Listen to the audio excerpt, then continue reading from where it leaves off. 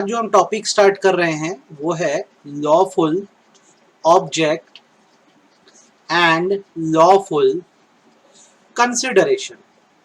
ये हमारा Indian contract act का आज का टॉपिक है। इसका एप्लीकेबल सेक्शन जो है वो सेक्शन 23 है, आप ध्यान रखें। और सेक्शन 23 ये कहता है एन अग्रीमेंट हुज ऑब्जेक्ट और एंड नहीं है, क्या लिखा है, और consideration is unlawful is void। साधारण भाषा में कहूं तो कोई भी ऐसा एग्रीमेंट जिसका जो पर्पस है, ऑब्जेक्ट का मतलब क्या होता है, हमारा पर्पस होता है। पर्पस जो है या उसमें जो कंसिडरेशन है, अगर वो कानूनी रूप से सही नहीं है, अनलॉफुल है, तो ऐसे अग्रीमेंट को वॉइड माना जाता है। पहले तो आपको ये बात जो है अच्छे से क्या होनी चाहिए, समझ आ जानी चाहिए, राइट। अच्छा, अब जैसे आपने ये तो पढ़ लिया कि भाई अनलॉफुल होने से अग्रीमेंट वॉइड हो जाता है, पर सवाल ये उठता है कि अनलॉफुलनेस आती कैसे है। Which things shall be covered under unlawfulness. Unlawfulness में क्या क्या आएगा, तो सबसे पहली बात याद रखना, any activity prohibited by law.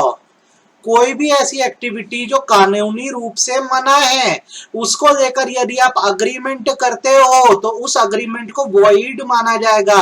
Example जैसे मैं बोलूं, ब्राइबरी, रिश्वत, ये लीगली प्रोहिबिटेड है। अब ए जो है वो बी को रिश्वत दे रहा है किसी बात के लिए, तो ये अग्रीमेंट वॉइड है। अब यहाँ पर ये होगा कि अगर ए जो है वो रिश्वत दे दे बी को और बी फिर उसका काम ना करे, तो ए लीगली वो पैसा रिकवर नहीं कर पाएगा, क्योंकि वो काम जो था वो प्रोहिबिटेड बाय लॉ था। दूसरी थिंग, जो दूसरी बात है वो याद रखना, वो ये, any activity which defeats the provision of law. Defeats the provision of law, कोई भी एक्टिविटी जो लॉ के प्रोविजन को फेल करती है, उसको भी करना वॉइड या गलत माना जाता है, वो भी अनलॉफुल है। फॉर एग्जाम्पल, एक लॉ है कि आपको ट्रैफिक रूल्स मानने हैं, ट्रैफिक रूल्स मानने हैं, ठीक है, आपको हेलमेट पहनना ही होगा।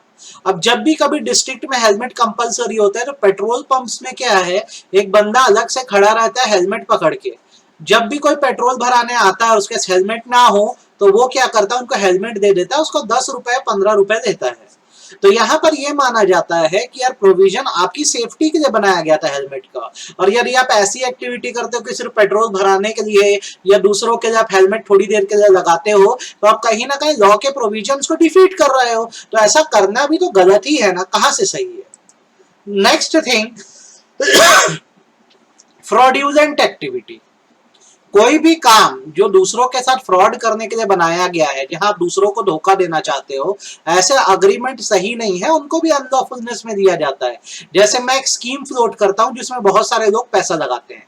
पहले दिन से मेरे दिमाग में ये था कि मैं फिशिंग करूंगा, मतलब पैसा लेके भाग जाऊंगा, तो यह अग्रीमेंट प्योरली वॉइड है और इस सिचुएशन में लोग मेरे से क्लेम कर सकते हैं पैसा। Next thing, any activity which causes injury to third parties। कोई भी ऐसी एक्टिविटी जिससे तीसरे व्यक्ति का नुकसान हो।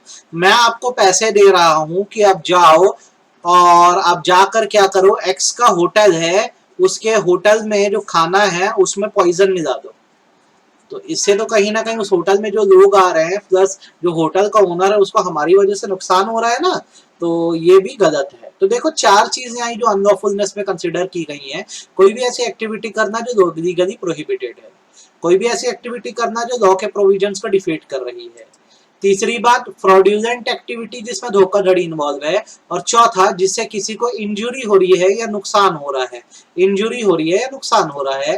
पांचवा, कोई भी ऐसी एक्टिविटी जो बाय नेचर इमोरल है। इमोरल मतलब होता है सामाजिक रूप से गलत है, जैसे एक सिविलाइज कॉलोनी है, वहां पे मैं क्या कर रहा है, घर रेंट पे दे रहा हूं, और उस घर में मैं क्या करूंगा, गैम्बलिंग हाउस चलाऊंगा, जुआ घर चलाऊंगा। क्या आपको लगता है ये चीज सही है? तो मैं बोलता हूँ बिल्कुल गलत है, इमोरल है। तो सिविलाइज सोसाइटी में आपको मिलेगा ही नहीं ऐसा करने, और अगर कोई दे रहा है तो लॉ बोलता है यार ये चीज वाइड है, बिल्कुल भी सही नहीं है किसी भी तरह से। छठवीं और आखिरी चीज आती है agreement opposed to public policy. Public policy का मतलब आप सोसाइटी भी बोल सकते हो, कुछ एग्रीमेंट ऐसे माने गए हैं जो सोसाइटी के प्योरली अगेंस्ट जाते हैं, इसकी एक कंप्लीट लिस्ट है। नेक्स्ट लेक्चर में मैं क्या करने वाला हूं, आपको यही कंप्लीट लिस्ट जो है पढ़ाने वाला हूं, लेकिन उसके पहले आप इसको पढ़ लेना बहुत अच्छे से। सेक्शन 23 है लॉफुलनेस को लेकर, ये कहता है कि कोई भी एग्रीमेंट जिसका ऑब्जेक्ट या कंसिडरेशन अनलॉफुल है, ऐसा एग्रीमेंट वॉइड है। ठीक है। दूसरी बात आप ये याद रखना, अनलॉफुलनेस में क्या क्या आता है, कोई भी ऐसी एक्टिविटी करना जो लीगली प्रोहिबिटेड है, जो लॉ के प्रोविजंस को डिफीट करती है, मतलब कानून के पर्पस को सर्व नहीं होने देती। फ्रॉड्यूलेंट है, इससे किसी थर्ड पार्टी को क्या हो रहा है, हार्म हो रहा है, नुकसान हो रहा है। ठीक है। इमोरल है, मतलब सिविलाइज सोसाइटी के हिसाब से नहीं है। और कुछ ऐसे एग्रीमेंट जो समाज के अगेंस्ट जाते हैं, इसकी कंप्लीट लिस्ट है। तो कल के लेक्चर में मैं आपको लिस्ट बता के चैप्टर कंप्लीट करवा दूंगा। Thank you so much.